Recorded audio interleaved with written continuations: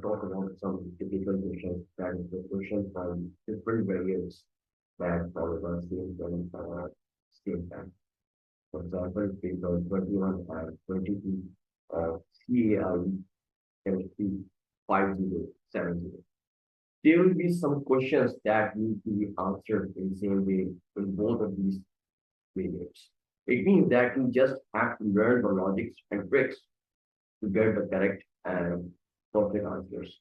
I will solve questions randomly from all the variants and expect you to try the other questions following the same track.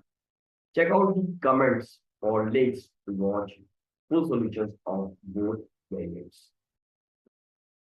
So here's question number 1 of variant 21. So paper 21 and paper 22, question number 1 in both variants follow almost the same trend. So I'm going to explain variant 21, and in question 1, they said that choose from the following source to answer the questions. You can also make possible questions of this kind in this way. Choose from the following atoms. Instead of atoms, you can write elements, compounds, ions, types of compounds like ionic or covalent, giant structures, acids, non-metals, oxides, chlorides, hydrogen solution. We'll start with part A. State which salt A is prepared using a precipitation reaction. You know that precipitation reaction is used to prepare insoluble salts. If we look at the list, barium sulfate can be the possible answer for this question, as it is insoluble salt prepared by using precipitation reaction. In part B, they are saying that a dark blue solution will be obtained if the salt will be reacted with an excess of aqueous ammonia.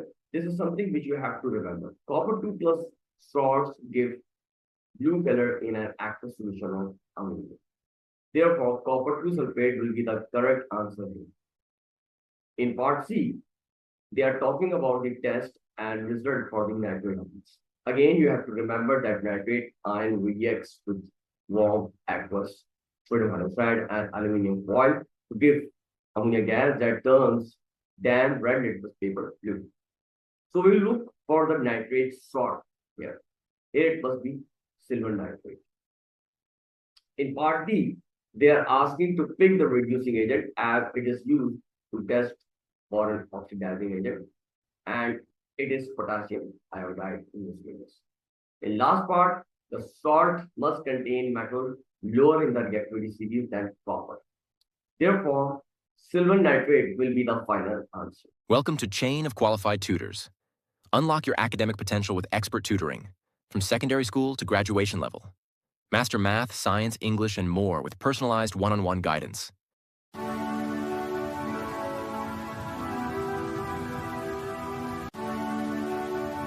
Call or WhatsApp for a free demo session. We offer on-site and online tuition. From variant 20. Question 2. A, B, and C of variant 22. For this question, I've selected variant 22. Now we have question 2, part A, B, and C of variant 22. In part A1, they are asking explanation that why graphite has a high melting point. They expect you to use ideas about structure and bonding. For structure, you will write giant covalent structure. And for bonding, write strong or many covalent bonds that needs lots of energy to break. So this will be the typical answer for this kind of question. In part A2, they said that state one other property of graphite that makes suitable for use as an electrode, besides having high melting point and inert. It must be high electrical conductivity to be used as electrode. In part B, they want you to predict the products of the electrolysis of dilute aqueous magnesium chloride with graphite electrodes. You can either write formula or name of the products obtained. At anode, we will get oxygen gas and water, and at cathode, we will get argon gas. In part C, they want you to construct the ionic half equations for the reaction at each electrode. When molten aluminum oxide is electrolyzed using graphite electrodes. At anode, you will show oxidation of oxide ion to form oxygen gas, and at cathode, reduction of aluminum free ions to form aluminum. Vision will be like this. So anode, you're going to show the 2 moles of O2, O2 minus, 2 moles of O2 minus gives O2 gas plus 4 moles of electrons.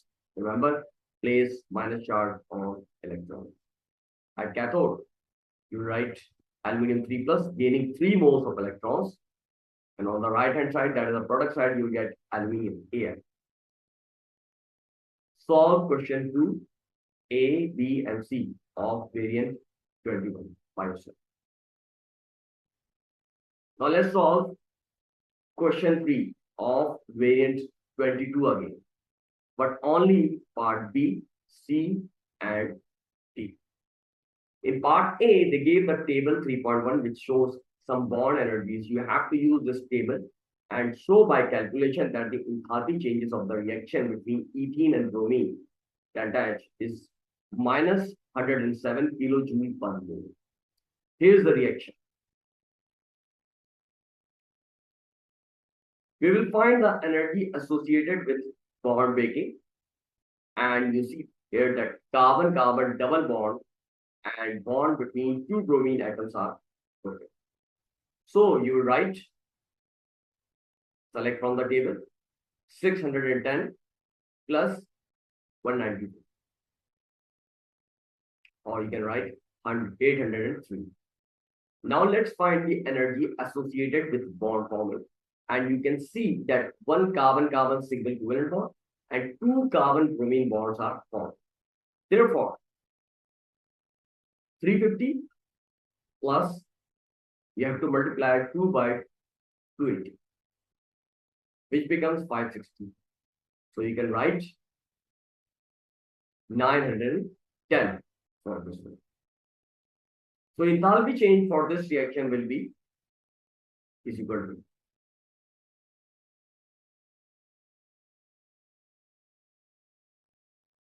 final answer minus 107 kilojoule per mole. In part C, they want you to complete the reaction pathway diagram in figure 3.2 for the reaction between ethene and bromine. In this reaction pathway diagram, label the reactants, product, enthalpy change of the reaction, delta H, and activation energy, EA. Total marks for this part is 3. Watch how I'm going to do this. Remember, you need to label it also. For mark 1, reactants to left hand side, like this, and products to right hand side, like this. And reactor level above product level, because it is an exothermic reaction. Remember, for the exothermic reaction, reactant level should be above product level. In case of endothermic reaction, reactant level below product level.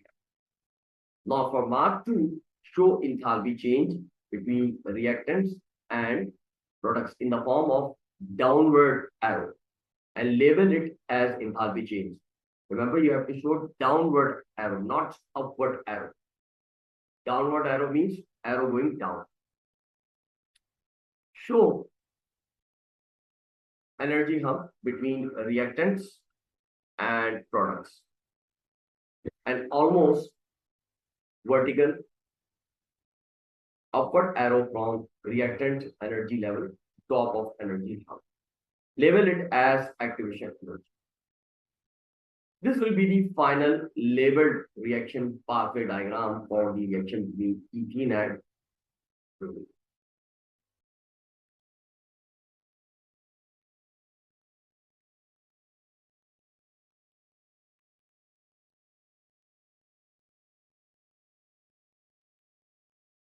In part D,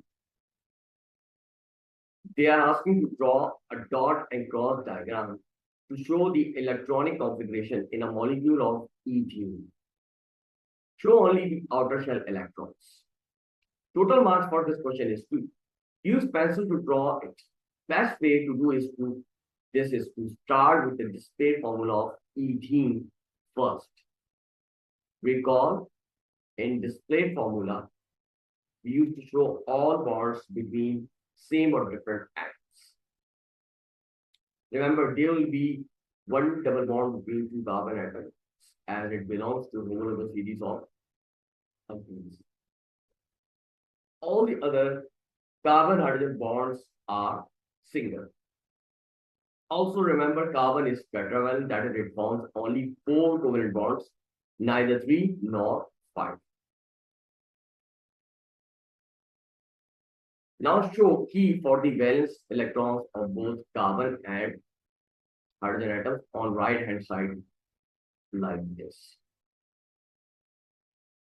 P dash line represents a pair or 2 electrons. Now show 4 electrons between 2 carbon atoms.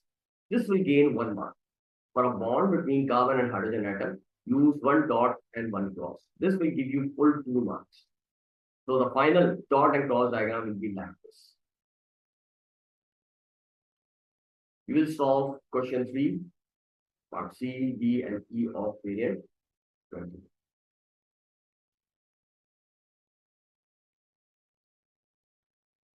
Now we have question 4, C1 of variant 21. Here is the reaction between ethanol and sodium. You need to calculate the volume of hydrogen formed at RTP. RTP means room temperature and pressure. As the answer must be in 2 significant figures.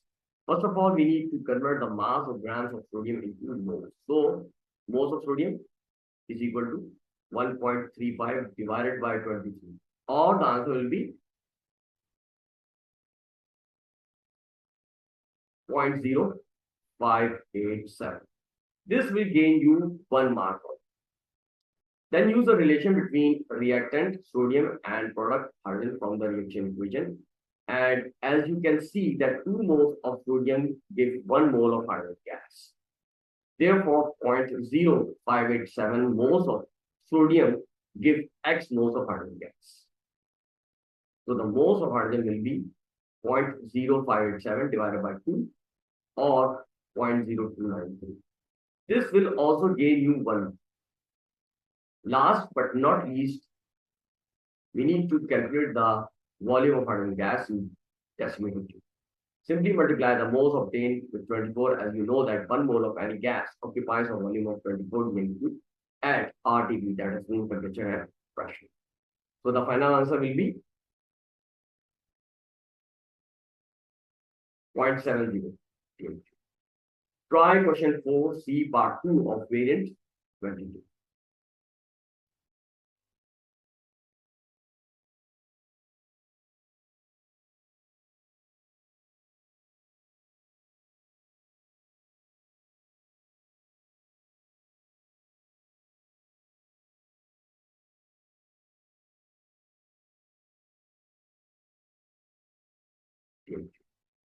Try question 4C part 2 of variant 22.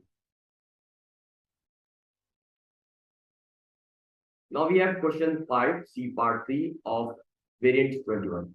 In this question, they want you to state and explain the effect of temperature on the rate of the reaction. Here, temperature is increasing. So the first statement must be rate increases. But you are not going to get any marks for this. We have to give 2 more statements in order to gain 2 marks.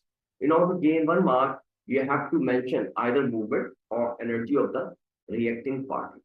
That is, either particles move faster or particles have more kinetic energy. Particles have more energy, this will be also acceptable. For the second mark, you can refer either collisions only or ratio, proportion, percentage of particles having collisions above or equal to the activation energy. So the final statement will be like this: more successful collisions or more effective collisions, or more collisions with energy above that of the activation energy, or more particles with energy above. Solve question 5D part 3 of variant 22. Now we have question 6A part 1 and 2, B, C part 1 and 2, D part 1 and E of variant 22. I'm reading this question. So here's question. Bromine Br2 is in group 7 of the periodic table. A, the melting point of bromine is minus 7 degrees centigrade and the boiling point is 59 degrees centigrade. Explain why bromine is a solid at minus 50 degrees centigrade. That's part 1. In part 2, they are saying describe the arrangement of the bromine molecules at minus. They want you to explain why bromine is a solid at minus 50 degrees centigrade. Answer is simple. That is, referring to the temperature, you will write that minus 50 degrees centigrade is lower than melting point. In part A, they are asking to describe the arrangement and motion of bromine molecules at minus 50 degrees centigrade. We all know that bromine is solid at this temperature. Total marks for this question is 3. So you need to give 3 statements in order to gain these 3 marks. For the arrangement, you will either use the terms like order or pattern, that is particles are arranged in order or particles are in pattern. This will give you 1 mark. You know that for motion, we use particles vibrating for this one state, you know. But then you will be able to gain 1 more mark. For the 3rd mark, refer to the closest of particles. That is, particles are touching each other. You can even write particles are very close to each other. Then you will be able to get 3 marks. In part B, they are asking you to calculate the mass in the given number of molecules of bromine. So first, you will convert the number of particles into number of moles. We know that 1 mole of any substance contains Avogadro number of particles. They have mentioned this in the question answer. Therefore, moles of bromine will be obtained by dividing the number of molecules by the Avogadro number given in the question, that is 2.408 into 10 to the power 25 divided by 6.02 into 10 to the power 23.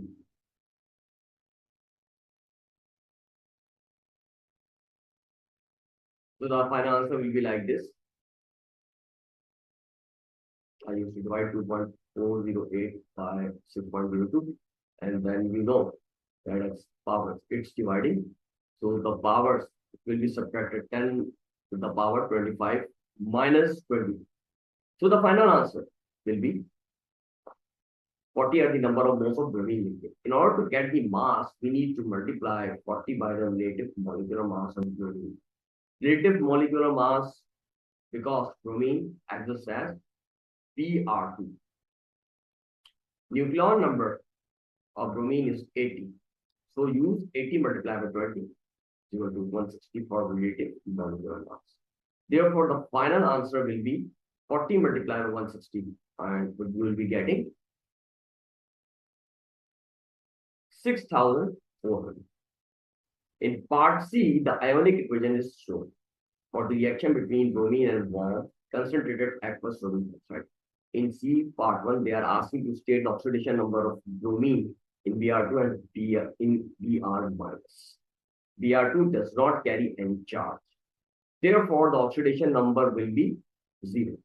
And for Br minus, it carries minus charge. So the oxidation number will be minus 1. In C2, we have to explain using ideas about electrons that why bromine is reduced. And you see Br2 is converted into Br minus. A minus charge indicates that bromine means part D. Part D is about the reversible reaction that has reached to equilibrium state. In D part 1, they are saying to state and explain what happens to the position of equilibrium when the temperature of the equilibrium mixture is increased, keeping the pressure constant. And they have mentioned in the question that the forward reaction releases thermal energy into the surroundings, which means the forward reaction will be.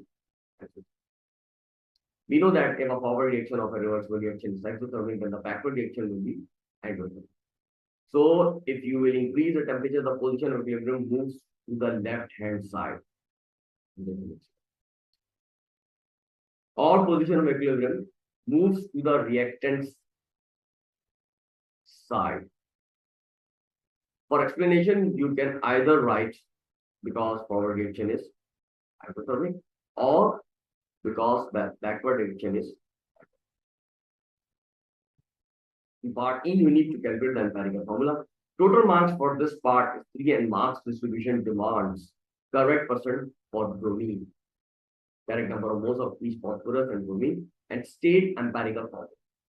So first, find the percent of bromine by subtracting 7.2 from 100. This gives 92.8 as a percent of bromine. In next step, calculate the number of moles of both phosphorus and bromine by dividing the percent by their nucleon numbers. Then divide the moles obtained by the least square. Therefore, empirical formula will be PB alpha. You will solve question 6. A, part 1 and 2. B, C, part 1 and 2. D, part 1 and E of variant 21. So, question number 7, part A of variant 21. Read the question.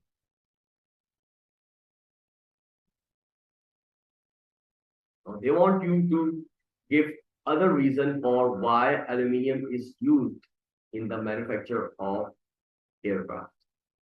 In the question, they have already used that. They have already mentioned that aluminum is used because it is resistant to corrosion by water and oxygen.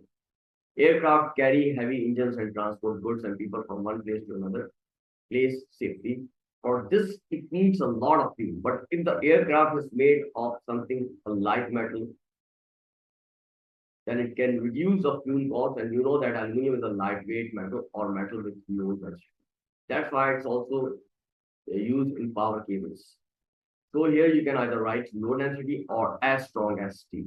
I think low density will be the answer they mentioned in the marking. This will be the best answer in this case. What you have to do, try question 7A of variant 22. Now we have question 8, A part 1 and B part 3 of variant 21. If you look at the discrete formula of question 8, part A1, you will find carbon-carbon double bond in it. So you can write it has a carbon-carbon double bond, or you can even write presence of C double bond, C bond. That's what my scheme says. For part B, remember, you need to show each bond like this.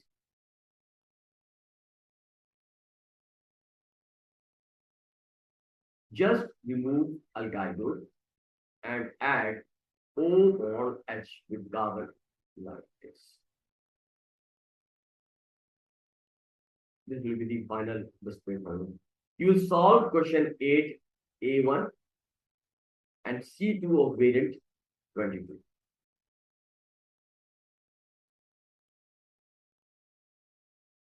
I hope you like the video.